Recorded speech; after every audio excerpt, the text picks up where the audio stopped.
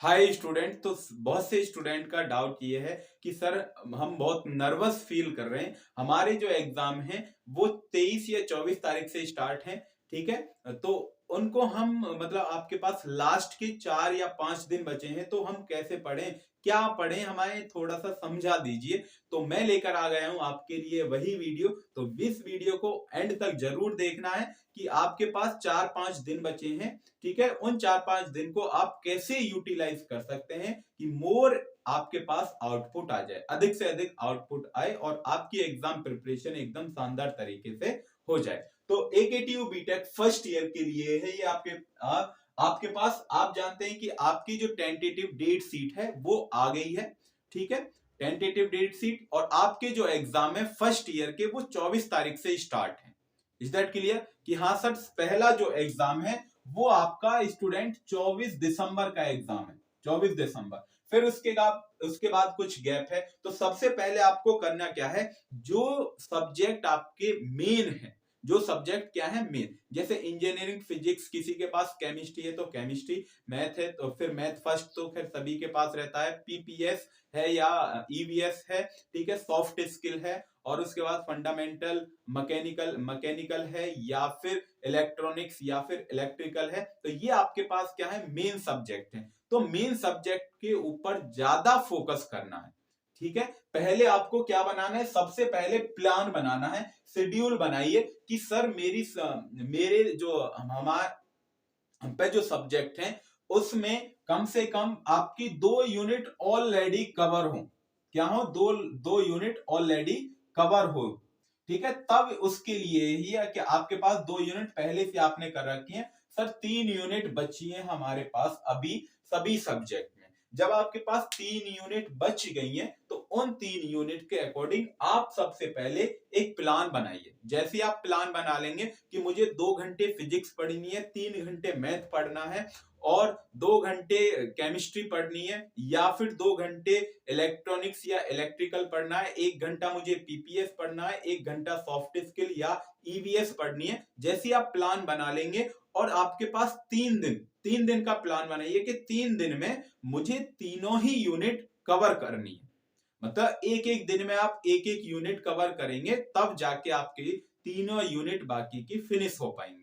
Is that clear. और उसके बाद फिर आपका जो एग्जाम है वो 24 का है, तो 23 को जो आपको पढ़ना है वो आपको, जिसका एग्जाम आपका 24 का है वो सब्जेक्ट पढ़ना है और कोई अदर सब्जेक्ट नहीं पढ़ना है।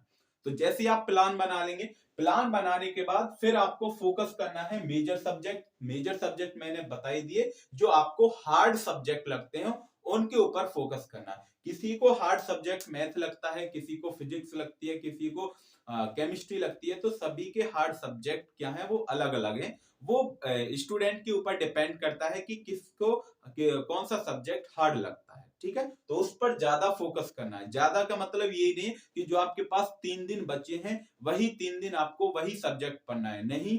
ऑल सब्जेक्ट आर कंपलसरी, सभी सब्जेक्ट आपके लिए कंपलसरी है, क्योंकि किसी एक सब्जेक्ट में बैक आने के बाद फिर बेकार हो जाएगा आपका जो सीजीपीए।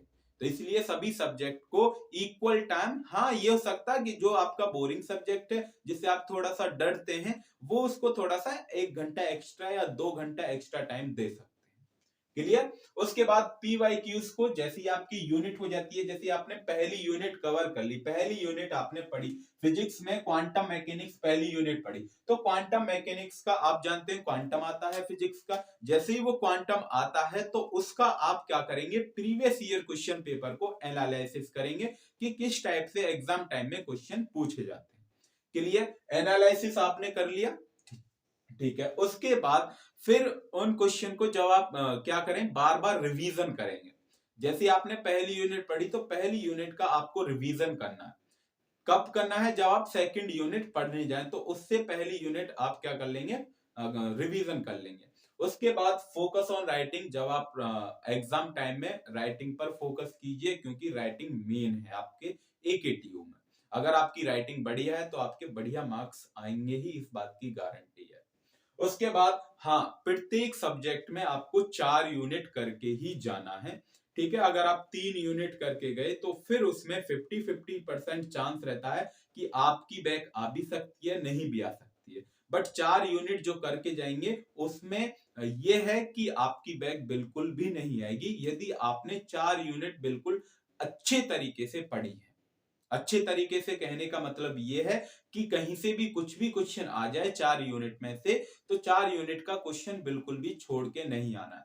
पांचवी जो यूनिट है कोई सी भी आप स्किप कर सकते हैं, ठीक है। ऐसा नहीं है कि लास्ट की करनी है पहली करनी है, कोई सी भी जो आपको 4 यूनिट बढ़िया लगे वो आपको बढ़िया तरीके से करके जानी है। 1 यूनिट आप स्किप कर सकते हैं, बट मेरी सजेशन ये है कि लास्ट टाइम में जो 1 घंटा आपके पास बचता है वहां पर उसको आप एक बार 5th यूनिट जो भी आपके पास बची है उसको एक बार देख के चले जाइए, जिससे आपको थोड़ा सा आइडिया रहता है कि हाँ ये क्वेश्चन तो मैंने अभी देखा था और इसको मैं कर सकता हूं।